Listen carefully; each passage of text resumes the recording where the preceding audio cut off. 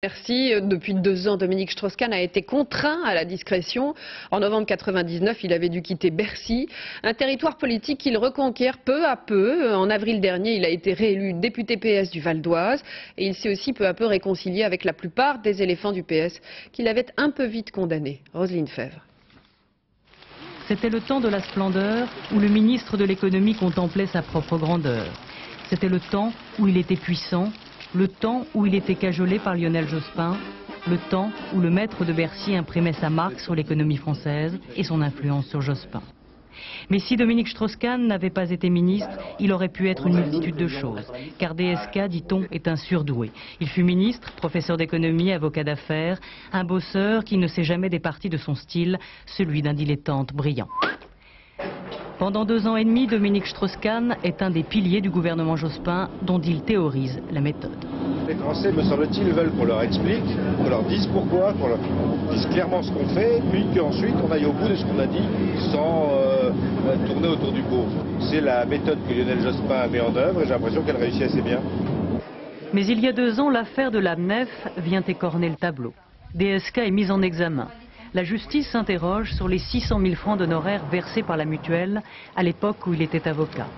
Malgré les perquisitions, le ministre plaide sa bonne foi. Mais entre-temps, un ancien cadre de l'AMNEF l'accuse d'avoir antidaté les factures. DSK s'embrouille et affirme qu'il s'agit d'une erreur matérielle. Cette fois, il est coincé, il doit démissionner, renoncer à ses rêves politiques. Si je démissionne, je le dis avec force, ce n'est en aucune manière parce que je me sens coupable. J'ai accompli, lorsque j'étais avocat, le travail que je devais accomplir et qui a donné lieu à la seule rémunération que j'ai indiquée et que j'ai déclarée. Quelques mois plus tard, le cauchemar continue. Il est de nouveau mis en examen dans l'affaire Elf, soupçonné cette fois d'avoir fait salarier par la société son ancienne secrétaire Evelyne Duval. Désormais, DSK est seul et marche à l'ombre. Il fait pénitence et vit sa rédemption avant de réapparaître peu à peu dans les cénacles socialistes. Une rumeur parle d'un non-lieu, DSK respire. L'ancien ministre croit voir le bout du tunnel et patatras. En novembre 2000, l'affaire Méry éclate, DSK s'y retrouve mêlé. Il aurait détenu la cassette posthume du financier occulte du RPR et on lui reproche d'avoir obtenu la cassette en échange d'un cadeau fiscal octroyé au couturier Karl Lagerfeld.